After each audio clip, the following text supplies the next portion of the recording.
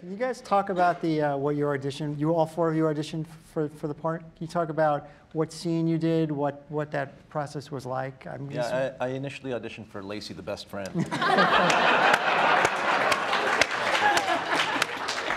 Not so hot, and then you were about to wear that dress tonight. Yeah, no, I know. I auditioned for Verges initially, which was I think a very different storyline that they did away with and replaced with another one.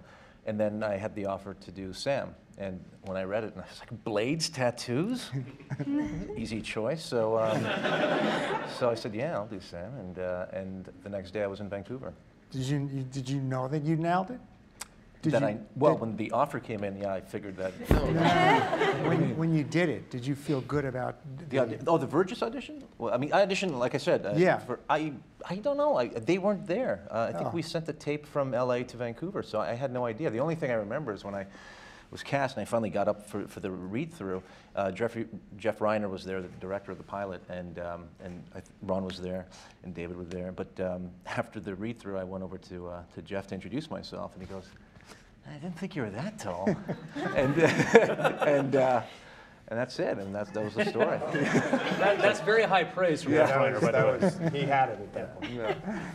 I auditioned, and the funny thing is that there was another actor that came in at the audition, and like, weird, because I went with a friend of mine, we were working on music, and I was like, oh my God, I've got, we got to focus. I'll help you with your lines. I mean, it was like, it's like, comes in, there's like, I don't know if I could say names like Rumor Willis, like names showing up, and like for the Zoe role. Like for you. You got lucky. Nepotism is not that strong. Anyway, and then I saw this actor who was a fine actor, but I thought he looked much more like Edward James Olmos, and I'm like, let's go back to the studio. It's like, and I thought, well, no, I've done that before in a movie called Bad Boys, my first audition like of a big major film. Just to digress, I thought I wasn't strong enough because I saw all these big badass guys, and I'm like, oh well. And then you get angry at yourself for even doubting yourself, and you go back in, you know what? I focused on it, and I forgot everything else. And the writing, when the writing is good, it just flows. And it was the scene, the biggest scene where he asks me about my daughter. What would you tell my daughter? And to be honest with you, I liked my audition better than the final product because, in your head, it's one way, but when you see it, you go, okay, oh, can I do it again? You're always trying to improve your work, but I felt good. I felt like I was in a real place, and they asked me questions about myself as a person. I just felt they were engaged. I remember you two guys being there, right? Yeah, were you there? And I just felt a connection, and I felt intelligence behind the eyes. And that's really important for me, because if we're going to be doing this and married for a few years, which is what a show is, you don't want to be doing things that you might find silly later. So my hat's off, and I'm very, very grateful. Great. Magda, what scene did you do?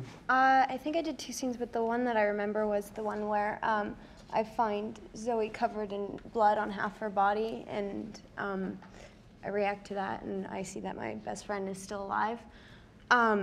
I get really, really, really nervous in auditions. Like, I don't think I'm gonna get anything, and I like shake and I can't breathe, and it's like a big deal for me. And so for me, the less I audition, the better. And I had to go, get my wisdom teeth done on the weekend. It was like a couple days away, and I just didn't want the stress of auditioning. I'm sorry. And I was just like, I needed to get it done, and I just wanted to focus on the pain that I was going to go through with my teeth. And but then I was like, I really, really like the script, and I want to audition. And so I went in, and then they wanted to have me as a callback, and I couldn't because my face got infected. My teeth got swollen, and I got dry socket, and so like this whole face got numb, and I couldn't talk, and then this side got infected, and so I couldn't. There's a reality show here. I couldn't talk for about a month, so I guess they had to make the decision either way off of the tape because I couldn't come in. I couldn't talk until basically like a couple days. I kind of remember. I don't remember. I remember something about she couldn't come back. I couldn't talk until basically a couple days before we actually started shooting the pilot. So I was like, you must have had a very compelling tape, I guess, then. Alessandra. I'll tell you something funny. The best was when I did the network test. They don't even know this. The girl that I was testing against was one of my oldest friends from growing up in the business. And we had actually tested against each other 6 different times throughout our life. And so we had this whole thing that, you know what? At this point in our life and this point in our career, whichever one of us gets it, we'll be so happy.